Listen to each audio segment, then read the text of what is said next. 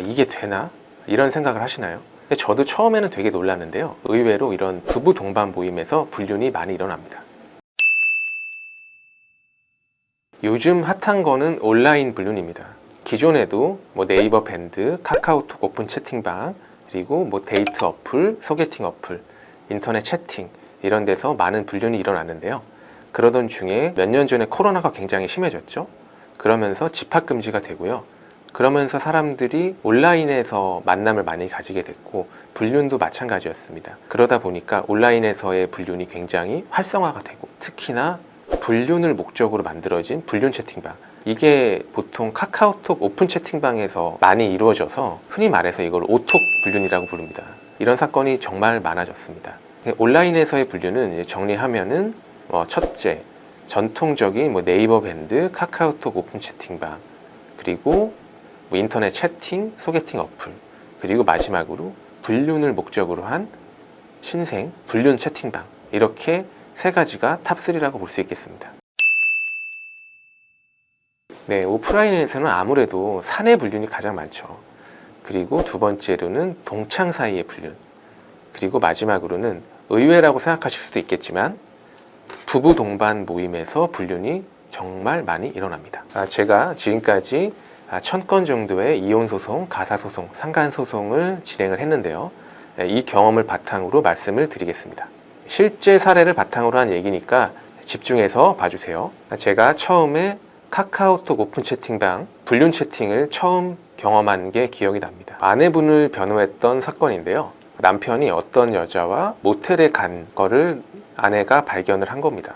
그랬는데 이때 남편이 용서를 해달라고 빌어서 아내가 용서를 해줬는데요. 알고 보니까 이 여자는 불륜 채팅방에서 만난 여자였던 거고요. 남편은 이 여자 말고도 다 합해서 확인한 것만 11명의 여자와 불륜 관계를 즐기고 있었습니다. 거의 축구단 수준이었죠. 여자와 모텔에 갔던 증거도 있고 다른 여자들과 나눴던 카카오톡 대화들도 있었는데요. 이 대화 내용을 보니까 이혼 전문 변호사인 저도 머리가 어질어질 하더라고요. 다른 불륜 같은 경우는 카카오톡 대화를 보면 정서적인 교류, 감정적인 교류가 있기 마련이거든요. 근데 불륜 채팅방에서 만난 사람들, 남녀의 대화를 보니까 애초에 그런 목적으로 만나서 그런지 정말 성적인 표현, 부정한 대화들이 난무했습니다. 그냥 시작부터 성적인 여의가 되게 많았죠. 그리고 이 남편이 같은 시간에 동시다발적으로 여러 명의 여자들에게 추파를 던지고 유혹을 하고 성적인 대화를 하고 이런 것도 확인을 할 수 있었습니다. 카카오톡 캡처를 해보면 시간이 보이잖아요. 만약에 10시다 그러면 10시에 이 여자, 저 여자, 또 다른 여자, 이렇게 동시다발적으로 불륜을 즐기고 있었던 거죠. 저는 아내분을 변호해서 이혼소송을 했고 남편이 확인된 것만 총 11명의 여자와 불륜 관계를 가졌다라는 주장을 했는데요. 남편은 한 명의 여자와 만난 건 맞지만 나머지 10명의 여자와는 채팅만 했다라고 주장을 했습니다. 물론 제 생각에는 나머지 10명의 여자와도 과연 채팅만 했을까, 이런 의문이 들긴 하지만요. 모텔이나 호텔에 갔다는 직접적인 증거까지는 없었으니까 그런 주장 자체는 받아들여질 수는 있었습니다. 하지만 꼭 여자와 모텔에 간 것뿐만이 아니라 부정한 내용의 카카오톡 대화를 주고받은 것만으로도 충분히 부정한 행위, 불륜에 해당이 되기 때문에 결국 저희 쪽에서 승소를 하고 위자료 받게 되었습니다. 네, 온라인에서 불륜 채팅방 말고도 불륜은 굉장히 많이 일어납니다. 예를 들어서 네이버 밴드에 72년 쥐띠 모여라, 이런 만약에 모임이 있다고 치잖아요. 그러면 이제 이 72년 쥐띠들이 만나서 양재동에서 술도 마시고 청계산 가서 등산도 하고 이러면서 친구처럼 논단 말이에요. 마치 오프라인 친구처럼요. 그러다 보면 여기서 이 쥐띠들이 만나가지고 불륜 관계까지 이어지는 경우도 상당히 많습니다. 이런 모임도 그렇고 동호회도 그렇고요. 아무래도 같은 또래 남녀들이 만나서 놀고 술 마시고 이러다 보면은 불륜이 많이 발생할 수밖에 없어요. 그거는 당연한 얘기입니다. 그래도 이제 이런 단순 친목 모임보다는 온라인 동호회에서 아무래도 좀 더 많은 불륜이 일어나는데요. 그 이유는 같은 취미를 공유하고 있는 사람들끼리 만나기 때문입니다. 온라인에 산악회 모임이 되게 많거든요. 주로 이제 네이버 밴드에 많아요. 아무래도 좀 연령대가 있는 분들이 많다 보니까요. 제가 했던 산악회 불륜을 보면은 등산에 관심이 있는 사람들이 모이다 보니까요. 산을 잘 타면 그 사람이 넘버원입니다. 예를 들어서 어떤 산악회 회장님이 굉장히 산을 잘 타요. 먼저 타면서 여자 회원들도 도와주고 뭐 끌어주고 이러잖아요. 그러면 이제 여성 회원들이 아이고 우리 회장님 정말 뭐 조자룡 같으세요 뭐 이러는 거예요. 이거는 제가 지어낸 게 아니라 소송에서 실제로 나온 멘트입니다. 그러면 이제 회장님이 뭐 회장님이 뭐예요? 오빠라고 해요. 뭐 이런단 말이에요. 그리고 이제 산에서 내려와 가지고 뭐 능이백숙이랑 뭐 곤드레밥 뭐 이런 거에다가 막걸리 한잔 하다 보면은요. 뭐 어느 순간 이제 여성 회원이 회장님 이제 무릎에 앉아 있고 뭐 이렇게 되는 거예요. 그러면 이제 불륜이 시작되는 겁니다. 골프 모임도 마찬가지입니다. 뭐 골프 프로라든지 프로까지는 아니더라도 골프를 잘 치는 남자가 여자들 가르쳐주고 이러면은 그 여자분들 입장에서는 이 남자분이 굉장히 좀 멋있어 보이거든요. 그래서 이렇게 공 좀 치는 사람이 여자한테 자세 교정도 좀 해주고 알려주고 이제 이러다 보면은 뭐 금세 사랑의 감정이 싹트기도 합니다. 그리고 뭐 요새 그린피도 비싸고 뭐 한데 뭐 그 돈은 안 아까운데 뭐 기름값은 아까운지 신기하게 카풀을 해가지고 골프장을 가는 경우들이 많거든요. 근데 그러다 보면은 뭐 같은 차에서 뭐 둘이서 혹은 뭐 넷이서 이렇게 있으면서 또 굉장히 가까워지기도 합니다. 이렇게 뭐 차 안에서 얘기하고 뭐 골프장 뭐 초원에 가가지고 뭐 방망이 휘두르고 이제 이러다 보면은 금세 친해지다 보면은 개인적으로 친밀한 관계로 발전을 할 수 있죠. 그리고 이거는 코로나 이후에 발생한 경향인데요. 골프와 스폰, 성매매가 결합된 신종 불륜이 많이 발생을 하고 있습니다. 이것도 이제 인터넷을 통해서 뭐 파트너를 찾는 건데요. 남자가 여자한테 그린피를 내주고 밥도 사주고 여기다가 플러스로 뭐 20만 원, 30만 원, 40만 원 이렇게 돈을 내면요. 같이 골프를 치고 밥 먹은 다음에 호텔에 가서 성매매까지 하게 되는 겁니다. 이게 일회성으로 끝나는 경우도 있지만요. 굉장히 길게 제가 본 것 중에서는 1년이 넘게 이제 이런 스폰 관계가 유지된 사례도 있었습니다. 코로나 집합금지로 인해서 언니들이 룸살롱 업소에 잘 못 가게 되니까 아무래도 이런 인터넷을 통해서 골프 쪽으로 진출한 게 아닌가 저는 이제 그렇게 생각을 하고요. 실제로 그런 분들도 많이 봤습니다. 남자들 입장에서도 룸살롱을 가지를 못하니까요. 골프로 대안을 찾은 게 아닌가 그렇게 생각이 됩니다. 지금은 코로나 집합금지가 풀렸기 때문에 얼마든지 업소를 갈 수 있고 룸살롱을 갈 수 있죠. 하지만 지금도 이런 골프 스폰은 계속되고 있습니다. 이게 막상 해보면은 뭐 좀 색다르다고 하더라고요.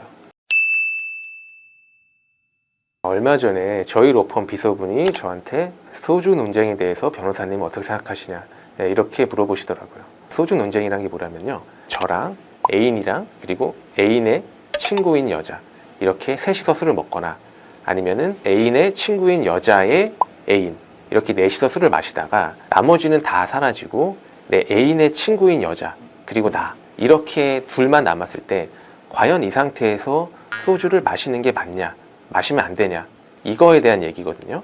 제가 여기에 대한 대답으로 저희 비서한테 이런 얘기를 들려줬습니다. 평소 되게 친하게 지내던 부부가 있었는데요. 사는 지역은 조금 거리가 좀 있었지만 아이들을 같이 학원에 보내고 있었어요. 그래서 엄마들끼리 같이 학원에 뭐 픽업 가고 이제 이러면서 많이 친해졌고 그러다 보니까 남편들까지 포함해서 부부 동반으로 몇 년 동안 친분을 유지했던 그런 돈독한 관계였습니다.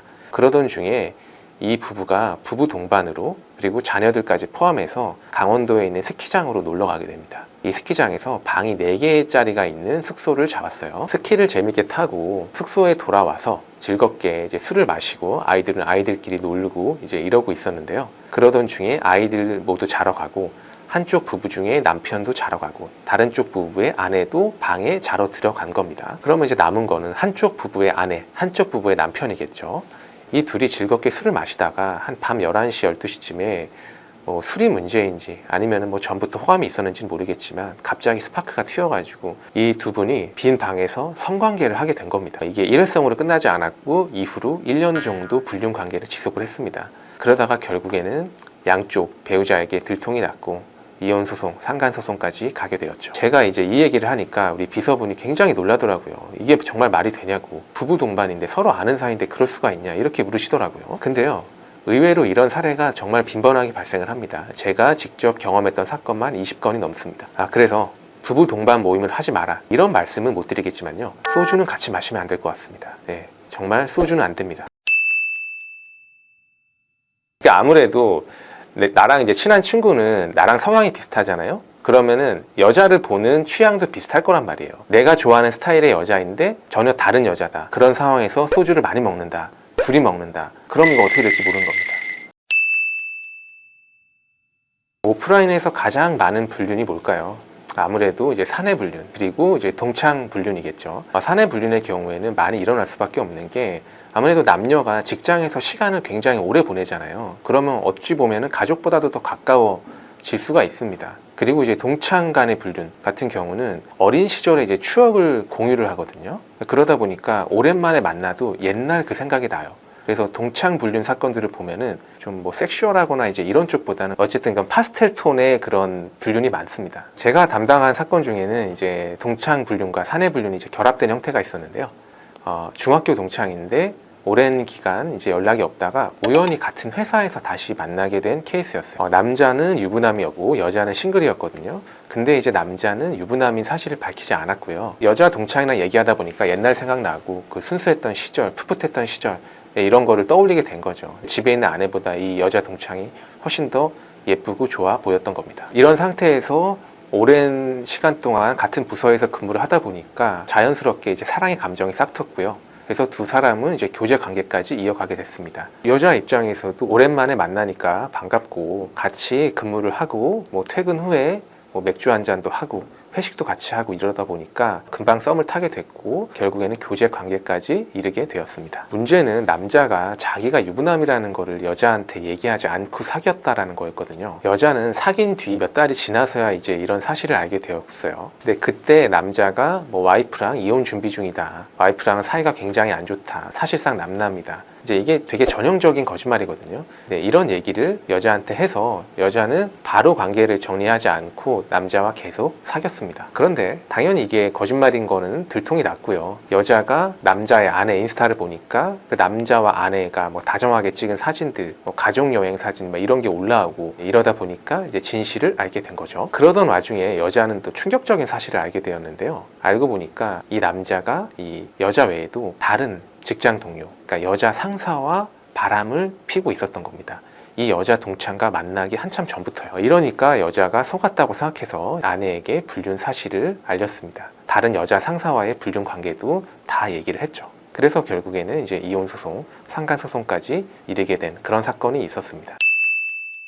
오늘 영상을 통해서 여러분은 온라인과 오프라인에서 불륜이 많이 일어나는 장소들을 알게 되셨습니다. 이렇게 불륜이 많이 일어나는 장소도 있지만요, 유독 불륜이 많이 발생하는 특정한 직업군도 있거든요. 다음에는 이런 것에 대한 얘기도 한번 해보도록 하겠습니다. 지금까지 조성구 변호사였습니다. 감사합니다.